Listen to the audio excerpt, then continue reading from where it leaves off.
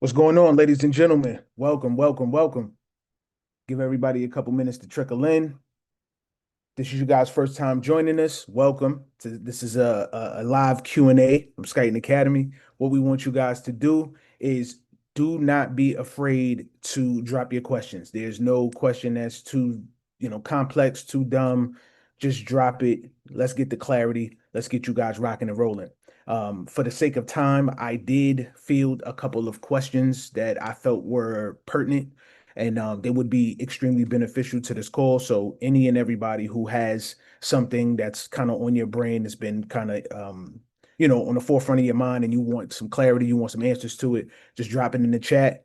Uh, make sure you guys stay engaged, have your pen and pad ready, and we're gonna get rocking and rolling. All right. So you guys drop your info in there, and I also have a pin message for everybody to be able to access. I know there's a couple people that's been asking us, hey, how do I stay involved and how do I stay connected to Skyton Academy? First things first, what I want everybody to do is as soon as you come onto this live, I want you to comment your name, where you from, and I also want you guys to hit that like and subscribe button. Those two things are going to keep you connected to us no matter what. All right. Also, for the people who's been asking us, how could I become a member of Skyton Academy? Right. I'm only interested in cryptocurrency. I see that you guys have, an immense amount of offerings. So what we wanted to do is provide you guys with the ability to connect with us and become a member of the academy. So we do have a Right now, we have a 7-day trial for just $1 to come in. You get to view all of the live calls, all of the courses, all of the live channels that we have. We have everything you guys would need. We give you the curriculum that will take you from beginner level, especially for anybody who's never ever been into crypto. It's going to give you a super strong foundation. You guys have access to it all for 7 days, right? For just $1. After that, it's just $20 a month. You guys can cancel whenever you want to, but I strongly suggest that in the times that we're in, once you guys come in, you're locked in with us. We always lead with value first. Our priority is educating you guys, teaching you guys about the future of finance, and the world is changing all around you, and you guys see it, you guys feel it. So, welcome home. Formally welcome you guys with open arms. I'm Chan Bobbitt, co-founder of Skating Academy. Steve is not here with us. Typically, he would be here with us, but I'm flying solo today. He's taking care of some biz. But again, if this is you guys' first time joining us, formally want to welcome you all. If you've been with us for a while, welcome back. If you guys have been on this journey with us for the past couple of weeks, what we've been doing is these live Q&A sessions. We just wanted to be able to give you guys clarity, context, and answer some of the questions that seem to be real vague in the world of crypto, right? Right now, it seems like there's a multitude of people who are becoming quote unquote crypto gurus and professionals and content creators. And what these guys are doing is they're coming to give you guys information, right? But you don't know if you can, one, trust these guys. Two, you don't know if the information that they're giving you is correct because there's always nuances. So we always strongly teach that education is the difference maker. So inside the academy, what we do is we teach you guys how to think differently, how to research for yourself, right? That's going to be the big difference maker. Anybody can tell you any sort of information, but it's going to be up to you to be able to fine tooth pick through what they're saying and navigate through that, right? Because a lot of it is noise. You don't know if these guys are incentivized, if they're being paid to spread misinformation, or if they're just, not fully knowledgeable in certain situations and they're just creating content. Because nowadays, in the digital economy, people are monetized just for creating content. So you got to be careful who you trust and what these guys are telling you. You cannot take everything for face value. Even with us, we tell you guys all the time, what we give you guys is honest, true information, but we always encourage you, scrutinize it, verify it, do your own research. We give you the receipts, but we also teach you how to think and fish for yourselves. All right. So we're big on that. But while you guys are entering into the room, again, welcome. Hit that like button, subscribe. Make sure you guys keep your notifications on. So anytime that we drop something, you guys will be the first on the list to get the notifications. All right. Inside the chat, don't forget to drop your questions that you guys have. Like I said, I did take the liberty of fielding a couple questions, so I want to get into it. All right. Um, one thing that I always believed here at Skyton Academy, and this is really important to us, is education comes before investment. Everybody tends to ask whenever they hear cryptocurrency and they hear somebody speaking about it. And this is my personal experience. I've had a lot of people come to me and ask, "Hey, what's the coin I should be investing in?" Immediately they go to it, and I say, "Hey, before I answer, do you have any cryptocurrency? Have you properly learned cryptocurrency? What's your foundation looking like?" It's always crickets, or it's always, nah, I don't have anything yet. So people want the answer, but they don't want the foundation. And that's backwards. We don't teach that, right? Confusion creates hesitation. So if I told you a list of 10, 15 coins, right, and I told you to diversify, you wouldn't know where to go to get it. You wouldn't know how much each asset costs. You wouldn't have exchange accounts already set up. There's a multitude of things that come before just throwing money at something, right? And I think that's exactly where a lot of people are today, right? They're not against cryptocurrency, they're not against blockchain. They're just simply uninformed or they're confused, right? They're hearing so much noise, so much information that's being, targeted to them, and that comes across their ether because cryptocurrency is an emerging market, right? It's here to stay. Governments, big institutions, everybody is partnering with crypto companies, blockchain companies, and they're building modernized products and services that is going to serve us in the future, right? And currently, and it's getting rid of some of those old services that we had that were just kind of clunky, time consuming, very expensive, or hard to even get involved in, right? So the digitization and the modernization of all these things is happening now. So when people hear, "Oh, I heard about Bitcoin, I heard about XRP or Ethereum and stable coins and tokenization," a lot of these things, they just sound like buzzwords and people hold on to them, which is a good thing, right? Because now it's in your ether, now it's in your mind, but nobody has ever really set them down and explained how all of these pieces fit together in a way that actually starts to make sense. So that's what today is truly about, right? We want to give you guys clarity. This is not about telling you what coin to buy. I'm not promising anybody that you guys will get rich overnight. That's not what we do. This is simply about understanding one of the biggest technological shifts that's happening and that we have seen in our lifetimes. Think about it. Most of us lived through the birth of the internet. I remember people thought that the internet was like a fad, right? People laughed at email. I remember seeing news clips, and there was a segment where they were talking about, dial up, and they were talking about internet and email, and it was literally a laughable segment. Businesses didn't think websites matter, right? People wondered why anybody would ever shop online. Fast forward to today, I shop online more than I'm actually leaving my home and going into a store, into a brick and mortar. We were on our phones purchasing garments and excessive things that we may need for the house. We're on Amazon, etc. Right? So imagine trying to run a business today without the internet. Imagine having not having online banking, right? Imagine this is a big one. Imagine not having GPS, right? Or Amazon or smartphones. Technology is the difference maker. It's the one thing that changes slowly and then all at once. Many people believe that blockchain and crypto and digital assets, they could follow that same similar pattern. Of course, we don't have a crystal ball, right? We can't predict exactly how adoption is going to unfold, but it's already clear that the governments, the big financial institutions, payment companies, and these tech firms all around the world, they're already actively researching and they're building with this tech. So whether you decide or not to invest, the biggest thing here today is making sure that you guys understand that it's becoming increasingly valuable, right? Ignorance has never protected anybody from change. Knowledge has. So today we're going to answer some questions. Again, you guys drop them inside the chat, keep them flowing, keep them going, and I'll make sure I address them throughout the call. All right. So if we have time, I'll answer as many as I possibly can before we wrap up. Before we jump in, make sure you guys are tapped in and you guys are staying locked in with Skyton Academy. We got you guys covered. Make sure you hit that like button and subscribe. All right. So first question. I heard the word crypto everywhere, but honestly, What is cryptocurrency? So I'm gonna get this to you in the simplest form.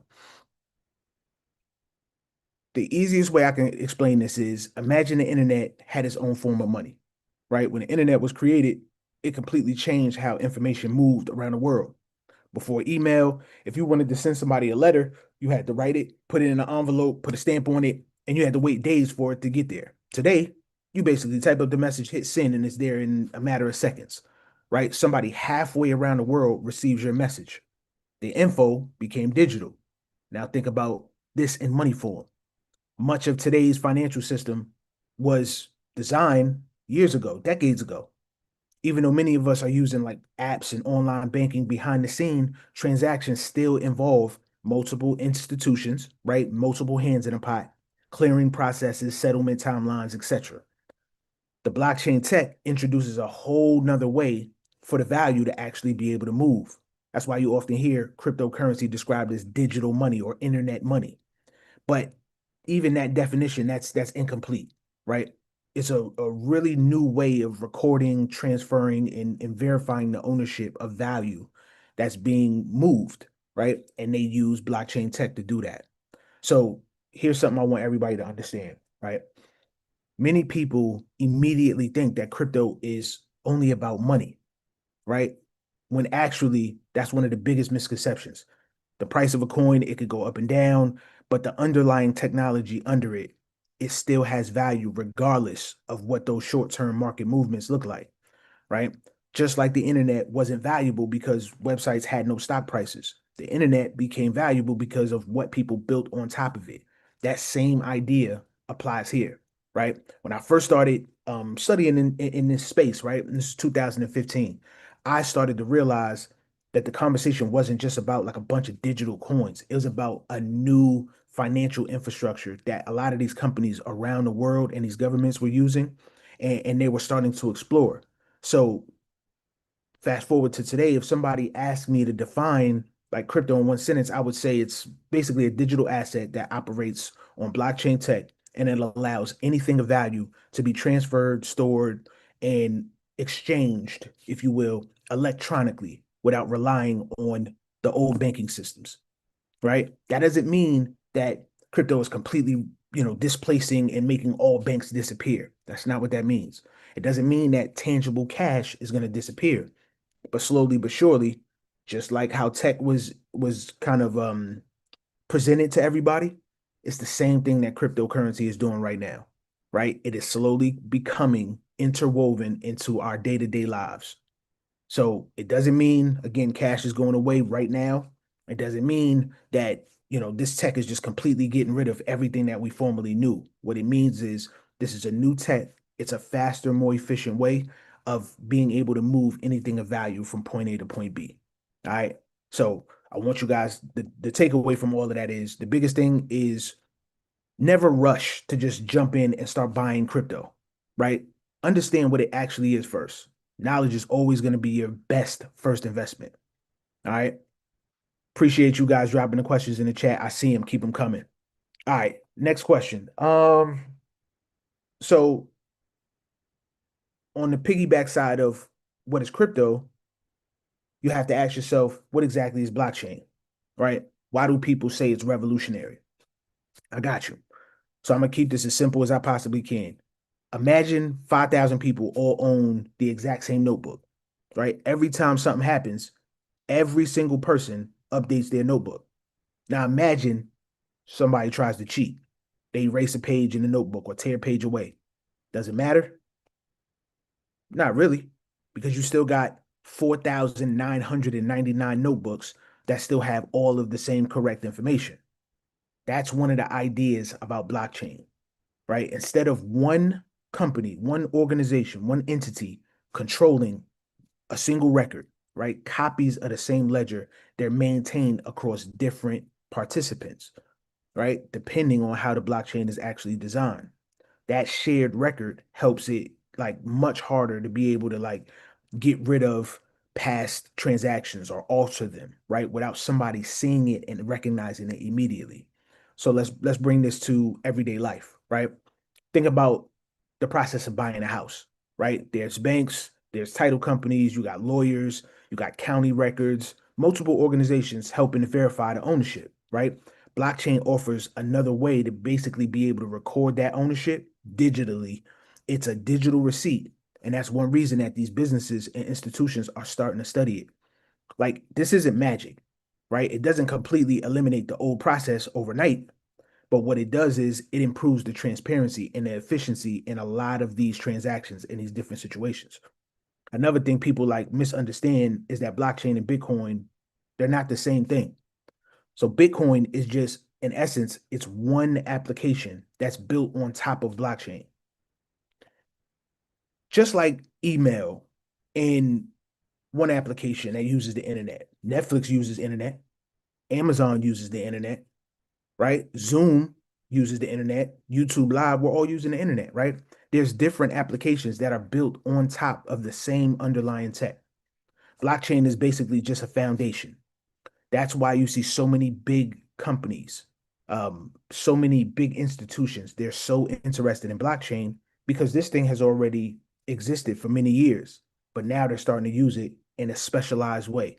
They're starting to take all of the markets and all of the business savvy ways that each company has their pros and cons in, and they're starting to revolutionize it and put all of this stuff on the chain.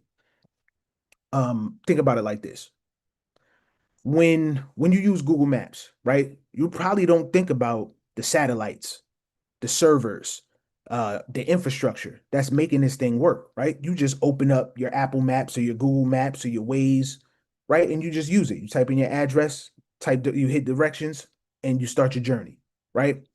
But in the background, there's technology working. Blockchain is basically the same thing, right? Many people are going to use this thing right now and in the future without even realizing that it's blockchain. So, in short, blockchain isn't a company, it's not a coin, it's tech, right? And a lot of people believe that this tech is going to continue to find practical use cases across finance, supply chains, identity systems, and all other industries. Blockchain is here to stay just like crypto is. All right. I did get a question that said, if banks already work, right? Why do we need blockchain in essence, right? This is one of my favorite questions because this helps people stop thinking in terms of like old versus new, right? You start thinking about advancement, improvement, right? Think about it like this. The email, it didn't get rid of the post office. You still have the USPS, right? Streaming didn't get rid of movie theaters. We still got box office movies that come and people pay their fees and they go pop their popcorn and sit in their assigned seats, enjoy the movie on a big screen, right? Smartphones didn't get rid of computers. We still use both to this day. New tech doesn't just automatically replace everything. What it does is it improves certain things and it creates new possibilities. The same idea applies to blockchain, right? Banks, they play a super important role, right? People, myself included, we save our money there, we access credit, we make payments, we support businesses, etc. Blockchain isn't simply about replacing banks. Many of the organizations, they're exploring how blockchain can make certain processes faster, more transparent, and more efficient.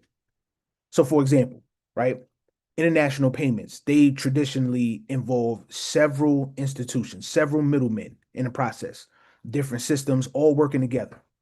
Blockchain-based payments, what they do is they aim to reduce that friction. Friction is the biggest problem that we have in payments, period. All of us experience this.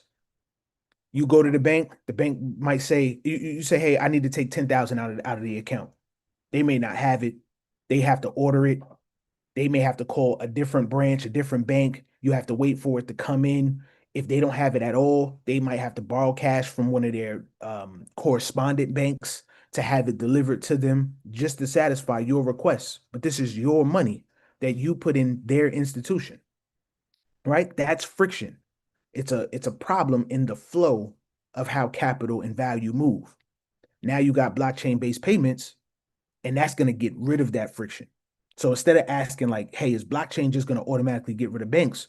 A better question is like, how might banks use blockchain to basically improve my financial service or my experience, right? That's exactly why you're seeing a whole bunch of these banks, Wells Fargo, HSBC, the list goes on and on and on, right? All around the world, they're researching tokenization, digital assets, blockchain infrastructure, because technology is evolving, right? The organizations that are starting to adapt, they're going to be the ones that remain relevant. They're going to be the ones that stick around for the end game, right? The people who don't, who stay stuck in the old ways, they don't improve, right, or adapt. History has always shown that they are going to fall behind. Some of them don't even exist anymore, right? So blockchain definitely is not just going to completely compete with every single bank. In most cases, it's basically becoming another tool that these banks and these other institutions are just exploring to be able to improve the whole experience, right? All right, so um, I got one question about why does Bitcoin have value, right? It's digital. I can't even hold it. I like that. I love that. So basically, what it does is it forces us to think differently about value, right? Let me ask you something, and y'all can tell me in the chat. How much money do you actually carry in your wallet today? Ballpark. Drop it in the chat. We're talking about actual cash. Why y'all do that? For most people, it's not much. I can't even tell you the last time that I had actual cash in my pockets. I find myself using my debit card, my iPhone using tap to pay, credit card, etc. Right? Everything has become, for me, pretty much digital, right? And it's wild because I can't tell you the exact day that I just really stopped carrying cash. It just became so convenient to be able to have my phone in hand. I can double tap, have my digital wallets and all things set up, and I just tap the kiosk. Transaction finish. I get my receipt, take my goods, I'm on the way. Right? That's the same for most people. Most of us are using debit cards, credit cards, Apple Pay, Cash App, Venmo, Zelle, right? You check your bank account online, you're not really carrying cash. You're just using your phone and you're using the tech. Everything has kind of improved. It is kind of modernized, right? You don't actually see stacks of dollar bills, stacks of hundreds and 20s and stuff like that just on your person. That's not safe. And it's just not realistic in this day and age, right? So in many ways, we already became comfortable using digital representations of money, right? So let's talk about Bitcoin, right? People often say like, but it's not backed by anything.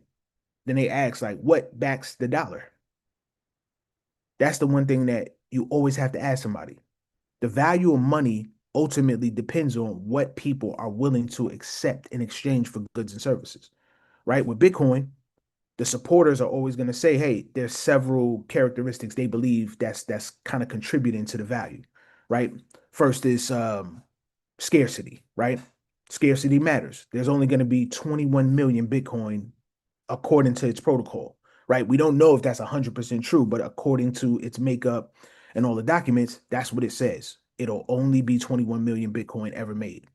So that's why they call it quote unquote digital gold, right? Gold isn't valuable because it's shiny.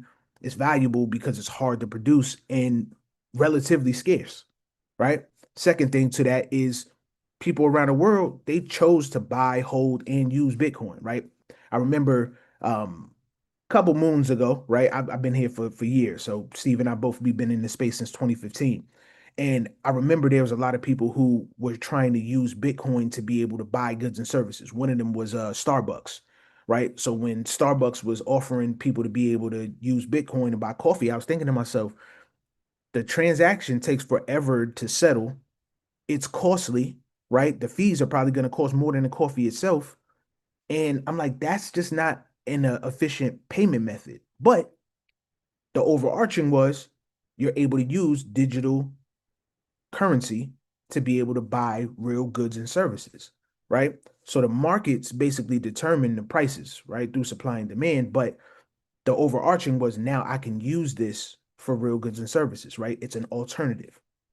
Then the third one is like many people, they appreciate that decentralized quote unquote design of Bitcoin and it's quote unquote transparency. I don't agree, right?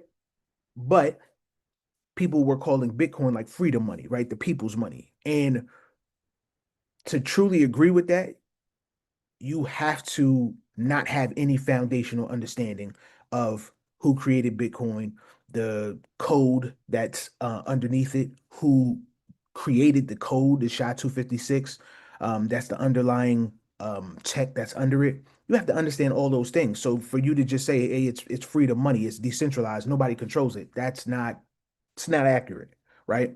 That's not true, right? But when you think about it, Bitcoin's price, it goes up and down. The value of money goes up and down, right? A dollar is always going to be a dollar, but what you can get for your dollar varies, right? We're seeing that right now with inflation, right? The gas prices are ridiculous. The price of food is ridiculous. I was just talking to my wife about these chumps, like these little snacks, these little beef sticks that you can, they're a little healthy snack or whatever. They're like $20 a bag, right? And she was telling me about a BOGO. Just buy one, get one. So I'm like, all right, that makes it more valuable, right? Now I'm more prone to go spend $20 on it because now I'm getting twice the value. I'm giving twice the amount of goods for the same $20. But had it not been a BOGO, I'm like, I'm not really trying to spend $20 on a snack. That money can go into crypto. There's a lot of crypto that I can buy with just 20 bucks, right? That's just how my mind works. So when somebody is asking me like why crypto or Bitcoin itself, why does it have value? I simply say because enough people around the world, they believe that it has value and they choose to use it or own it, right? That's how markets generally work. So the takeaway to that is basically like value isn't determined by whether somebody or something is physical or digital, right? They were more so saying, hey, I can't hold it. How does it have value? Value is determined by what people are willing to exchange for it, right? That's what it is. And I appreciate the questions and all the stuff you guys are dropping in there. I love that. You know what I mean? Yeah, make sure you guys are liking and subscribing. Um, Now, another good question. If Bitcoin exists, right, why were other cryptocurrencies created? This is an incredible question, right? Imagine if the Wright brothers built their very first airplane, right? Would we stop building airplanes forever? Of course not. The first airplane proved that this thing was possible, right? Engineers kept improving it. They kept creating different airplanes, right? And they were designed for different types of jobs, cargo planes, passenger planes, military aircraft, private jets. They all fly, right? But they weren't built for the exact same purpose. That's how I look at crypto. Bitcoin proved that digital scarcity and decentralized value transfer could work, right? But then the developers start asking questions like, what else can the blockchain do? Some projects were focused on smart contracts, others were focused on payments, decentralized finance, gaming, identity, supply chains, tokenization. Some of them are even focused on AI, right? That's why there's thousands of cryptocurrencies today. Now, 99% of cryptos are going to die. We know that because natural selection. Every single cryptocurrency project doesn't solve a real problem. It doesn't have a real utility, right? So that doesn't mean that it's going to be around for the long term, but it can exist in the space because we're emerging. That's the great thing about this tech. Anybody can use it. Anybody can build something and create something. Some are good, some are literally carbon copies of something that already exists with a different name, right? But they all don't do the same thing. They all don't solve the same problems. Now, I want you to not assume, right, that every single crypto project itself deserves your attention, right? And this is why we always focus on education inside the academy. Some projects, they are never going to gain any kind of meaningful adoption. Like I told you, you literally can click on the code for a crypto project and you can duplicate it. That's how a lot of coins are, meme coins and stuff like that are created. They're literally a code copy of something that already exists. You launch it on the blockchain, give it a token address, and it's operational. Anybody can buy it. You can hype it up, have a whole bunch of people come put money into it, right? Which is how memes work. And then you automatically rug it. That's why you have to truly understand, the importance of what each project does, right? It's the education first. It's not just about following the news cycle, seeing something went up 20,000%, 5,000%, 200%, and you're thinking about just solely money, but you're not protecting yourself, right? You're not setting yourself up to truly have that competitive angle and steward, right, what you're about to invest, because that's your hard-earned money, right? Money don't, I don't know about you guys, but when's the last time you walked outside your front door and money fell from the sky? I don't remember that ever happening, right? You had to work for it, you had to create something, you had to sell something for it, whatever the case is, right? You had to actually output some energy to be able to get some money in.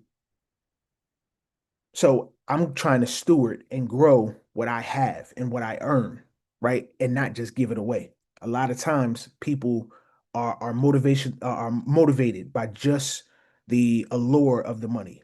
And they'll literally throw it at anything because they think this is going to be a cakewalk. Oh, such and such said, I can make 5,000% if I do this by tomorrow. Mm, that's not likely, right? So that's why I always want you guys to understand it's always deeper than just face value. And a lot of the cryptocurrencies that do exist, they don't do anything, but there's some incredible projects. And inside the academy, that's what we focus on. We focus on teaching you guys how to spot those good plays, how to find the utility, how to look up and research what a project actually does. That's going to tell you its longevity, right? You can see the partnerships, you can see the development, you can see um, all the people that are on the governing board and how the tech is improving over time and how it's improving the lives for the everyday person, which is us, right? And the company itself. So there's a lot of things that's involved. Um, Let me see. So what is going to happen? OG and Treasure 777. Appreciate this question. What is going to happen to people who have 401ks? Will their money be turned into CBDCs? No, I don't think their money will be turned into CBDCs. I think people who have 401ks, I do think they, well, follow me, right? My initial answer is no, right? But I also think a little bit of that is a yes, because here's the gray area. Here's the fine print that you got to read through. So with people who have 401ks, right, you've invested a certain amount of money, they invest into other funds, other stocks, and etc., and then you get a yield from it, right? And this is growing as you consistently pour your money into it. The idea, the overframing is over the amount of years and months and time, right? You've yielded a certain percentage, which is going to in turn help you retire once you reach a certain age of maturity, right? Now, the way that the world is operating right now, the way finance is kind of converging, right, with tech, things are changing. I don't think in particular is going to be quote unquote a CBDC, especially here, because here in the United States, we're not going to have a central bank digital currency, right, at all. But stable coins and CBDCs are sometimes almost one and the same. And I got to credit Steve for this because he helped me shape, like change my framing, right? Just understanding his perspective of it.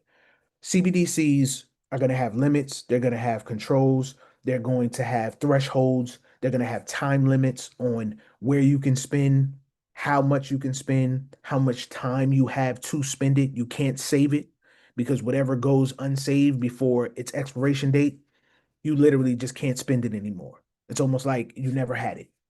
So imagine you having $100 and they tell you you have to sell it. I mean, you have to buy something with this before July 22nd at 12:39 p.m. That gives you 2 minutes to be able to spend whatever it is, right? And if you don't spend it, it expires. That money is gone. It vanishes. It's like you never had it. Now, with stable coins are a little different, right? Stable coins are supposed to be backed one to one, but stable coins also there's different types. They can also be controlled. They can also be coded to be able to cut off, right, or be blacklisted, right? They can blacklist your wallet. There's blockchains that have been working with governments and federal agencies that do this, right? Even right now, the Treasury Secretary Bessent, they just said that they froze a bunch of assets for Iran, right? And I just read this before the call. It was 130 million in crypto. So it's like these are a lot of things that stablecoins have the possibility to do in regards to CBDCs. They're kind of one and the same. They're not exactly the same, but I honestly feel like with 401ks, they're just simply going to be tokenized. They're going to be given a value on chain, and then people are going to be able to, utilize those assets or have access to them because it's another product, right? It's another form of value, right? Another form of wealth that people are investing into. So I hope that kind of answers your question, but it is gray area, right? And that remains to be seen. We're seeing the stablecoin talk heat up tremendously. Everybody's exploring it. We're seeing laws and regulations and things that are being built right now in the process of kind of seeing how this thing is going to work, right? For businesses, for entities, and for the everyday person, right? That's why the Clarity Act is it's taken so long, right? That's one of the biggest hurdles that we're facing right now is the yield behind it. They essentially don't want people to be able to make money on your money, which is crazy. But that's reality. All right. Now, before I take the next question, what I do want people to do is inside the chat, we dropped the link to our free Crypto 101 Masterclass. For the people who are watching this for the first time, for people who may not have a crypto home, you don't truly understand it, you still may have even more questions and you want clarity. What you guys can do is sign up for it. It's absolutely free. Click the link. It's inside the chat right now. Just click the link and you guys register for it. You'll be able to get a lot of the clarity and understanding that you guys are seeking.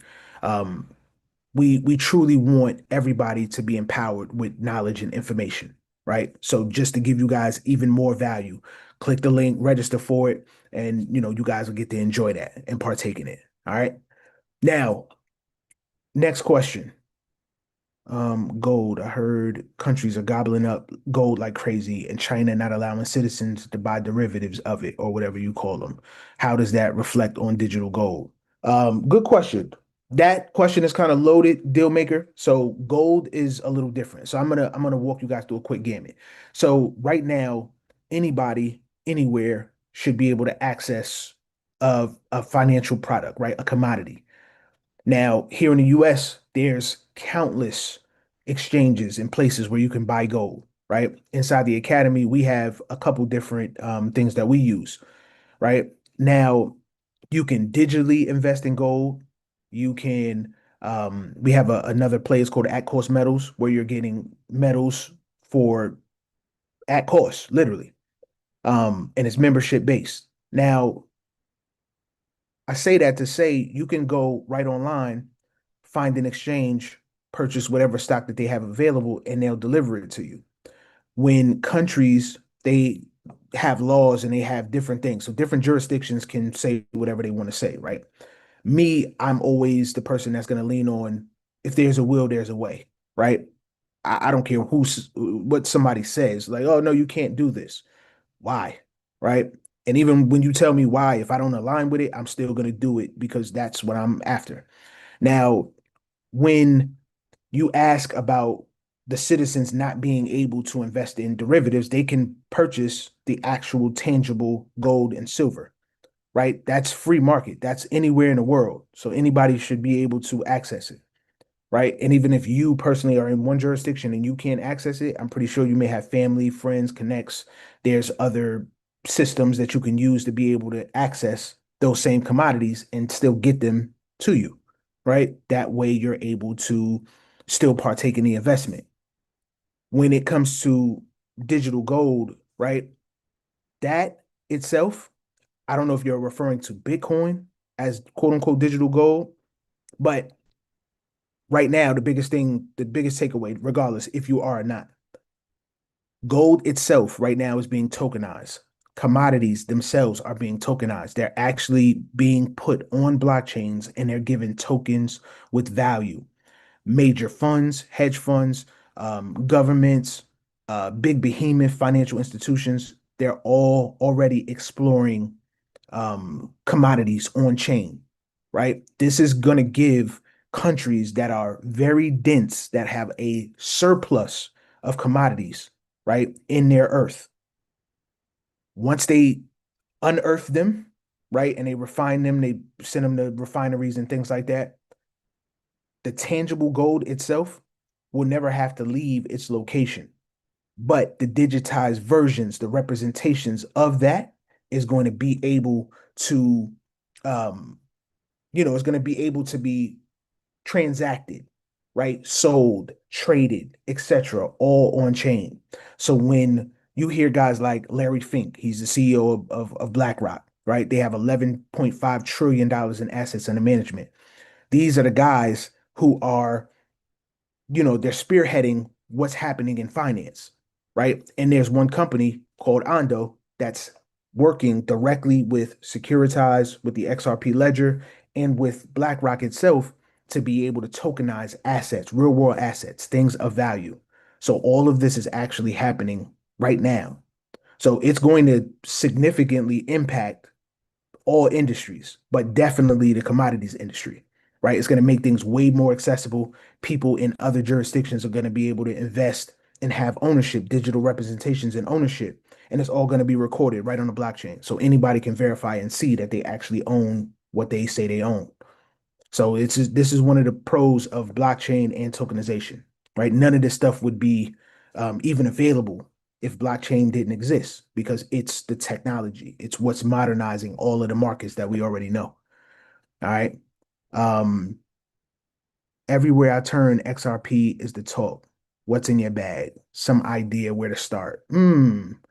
So everybody is mentioning XRP, right? Me personally, and this is not financial advice. We're not financial advisors. This is for educational purposes and informative purposes only. All right. I want to put that disclaimer out there. That was my very first crypto asset that I invested in back in 2015. I understood from the jump. I was taught with good tutelage, right? The person who put me on the crypto, he told me that education was key. You have to understand what all of these projects do. You can't really listen to hype. And there wasn't content creators, there wasn't curriculum that we could follow. We didn't have guides and step-by-step processes like we provide inside the academy. We didn't have those things, which is why we in turn created them, because now you're going to start to see all of the projects, all of the technology, all of the things that are happening from years ago, they're happening now in people's faces, and people are just now being abreast of them. XRP, for example, is solving a real problem that people truly face, right? I'll simplify it, right? Think about it like this. You have a cousin that may live in Dubai, right? And you want to send them money. Traditionally, that transfer is going to involve multiple banks, intermediaries, which are middlemen, right?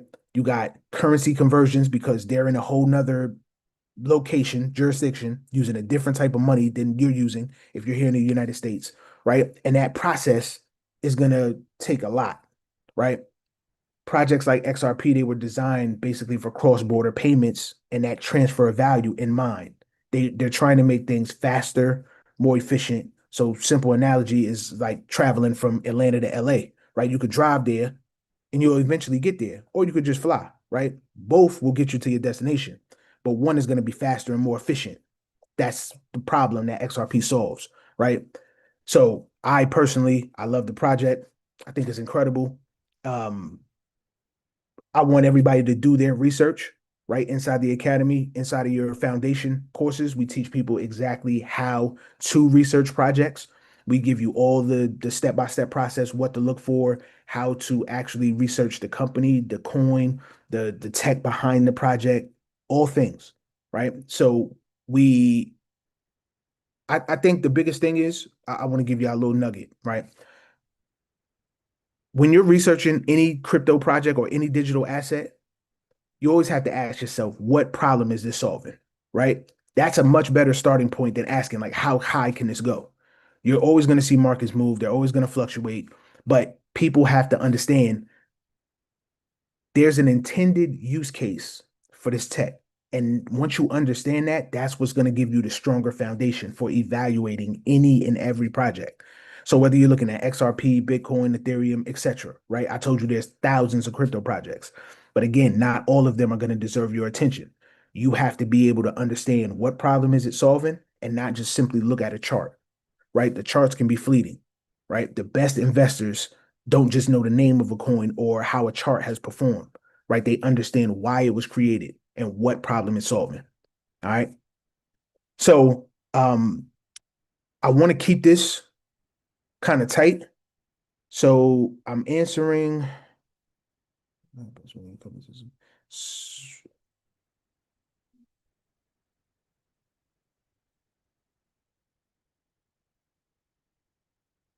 Okay. All right. So I'll take one more question in before we wrap it up. And this is a good one. It says, if you could give every beginner one piece of advice before they invest a single dollar, what would it be? Incredible question. If I had to narrow it down to one lesson, it would be this. Don't confuse excitement with education. Social media is always going to give you dopamine, it's going to give you excitement, but education is going to give you understanding. That's your reward. It's easy to find somebody online that's making bold predictions, that's just giving you wild numbers and things that'll get you hype, right? It'll get you emotionally moved, right? But it's harder to find somebody that's willing to actually explain the fundamentals patiently, right? Strategically. Before you worry about ever buying your first digital asset, you got to learn how wallets work, how your security is, what scams are prevalent right now. Because the scams are going to go wherever the opportunities are. Right now, it's in crypto, it's in AI and blockchain. That's the future of finance. So the scams and the schemes, they're going to continue to ramp up, which is why your security has to be number one priority on top of your knowledge of it, right? You got to learn why different projects exist, learn the language, learn the risk, etc. So the more you understand, the more confident you get in this, right? And that confidence is always going to be built on knowledge. That's very different from confidence that's built on hype. That's fleeting, right? So inside the academy, that's what we've always tried to focus on, not creating fear, not creating unrealistic expectations, right? Just creating informed people who can think for themselves and ultimately no YouTuber, no influencer, none of that. They should ever replace your own understanding. All right. So all in all, markets are always going to create opportunities. The question is whether you are able to recognize them when they come, right? The people who consistently put themselves in the best position aren't always the smartest, right? They're often the ones who never stop learning. So I got one thing that I want to circle back to. Um, inside your there's a link that was been dropped inside the chat for you guys. All right. Right now we have a $1 7-day trial for Skyton Academy. This is going to be your crypto focused membership. This is going to give you courses, live calls, curriculum, discussion channels, uh, access to all the replays. It's all there for you. Everything that you guys would need to take you from beginner or entry level all the way up to novice, right? To expert. You guys have it there, right? We do this on purpose because we understand that in this day and age, everything is changing and you have to be willing to change and adapt to those changes.